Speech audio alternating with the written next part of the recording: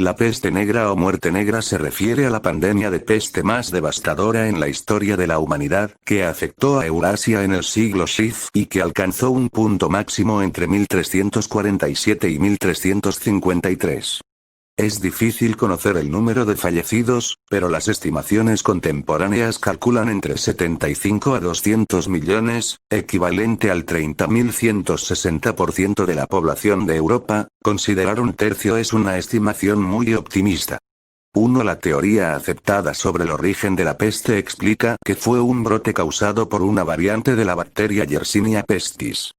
2. 3. 4. Es común que la palabra peste se utilice como sinónimo de muerte negra, aun cuando aquella deriva del latín pestis, es decir, enfermedad o epidemia, y no del agente patógeno. De acuerdo con el conocimiento actual, la pandemia irrumpió en primer lugar en Asia, para después llegar a Europa, a través de las rutas comerciales. Introducida por marinos, la epidemia dio comienzo en Mesina.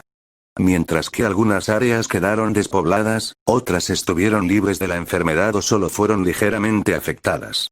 En Florencia, solamente un quinto de sus pobladores sobrevivió. En el territorio actual de Alemania, se estima que 1 de cada 10 habitantes perdió la vida a causa de la peste negra. Hamburgo, Colonia y Bremen fueron las ciudades en donde una mayor proporción de la población murió. En cambio, el número de muertes en el este de Alemania fue mucho menor. Las consecuencias sociales de la muerte negra llegaron muy lejos. Rápidamente se acusó a los judíos como los causantes de la epidemia por medio de la intoxicación y el envenenamiento de pozos. En consecuencia, en muchos lugares de Europa se iniciaron pogromos judíos y una extinción local de comunidades judías. Aun cuando líderes espirituales o seculares trataron de impedir esta situación, la falta de autoridad debido a la agitación social, que a su vez era consecuencia de la gravedad de la epidemia, generalmente no les permitía a aquellos tener éxito. Cita requerida. Antecedentes. La enfermedad. Expansión de la enfermedad. Consecuencias. Interpretación histórica. Editar.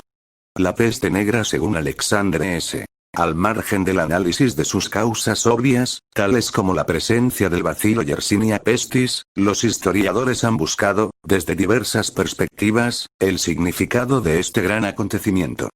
Corrientes herederas del marxismo y estudiosos como el francés Guy Bois atribuyen a esta epidemia el papel de demostración de la crisis del sistema feudal. Sin embargo, también murieron muchísimos representantes de la nobleza. Reyes como Alfonso XI de Castilla o Juana II de Navarra murieron de peste negra, así como Margarita de Luxemburgo, la reina consorte húngara esposa de Luis y Felipa de Lancaster, la reina consorte portuguesa de Juan I de Portugal. Lo que contradice la teoría de Guy Bois, ya que no era la pobreza el lugar exclusivo donde atacaba la peste, sino que nadie estaba a salvo. Así, el gran crecimiento demográfico que el mundo feudal había vivido durante la plena Edad Media había puesto en cultivo tierras cada vez de menor calidad y de bajo rendimiento, lo que provocó una paulatina caída de la productividad y una creciente malnutrición. En este contexto llegó un bacilo que en otra situación habría sido recibido con fuertes defensas fisiológicas y no habría provocado gran mortandad, pero que esta vez encontró un sistema inmunitario debilitado. El principal medio de contagio de la peste eran las picaduras de las pulgas, que campaban a sus anchas en una sociedad con tan poca higiene como la medieval. Pese a que es difícil constatarlo con una enfermedad que afectó a tantas personas de todo tipo y condición, sí que parece que determinadas ocupaciones estaban más expuestas a padecer peste que otras, siendo más peligroso ser comerciante de paños. Las pulgas se esconden entre los tejidos, que, por ejemplo, herrero. De hecho, pronto se dieron cuenta del peligro de las vestiduras y entre las primeras medidas que se emplearon en Europa para evitar el contagio fue el de quemar la ropa de los infectados o prohibir la entrada de cargamentos de tejidos en las ciudades. Incluso en algunas ciudades se permitía la entrada al viajero solo después de haberse deshecho de las ropas que se traía puestas, cambiadas por otras seguras prestadas por la propia ciudad. 29.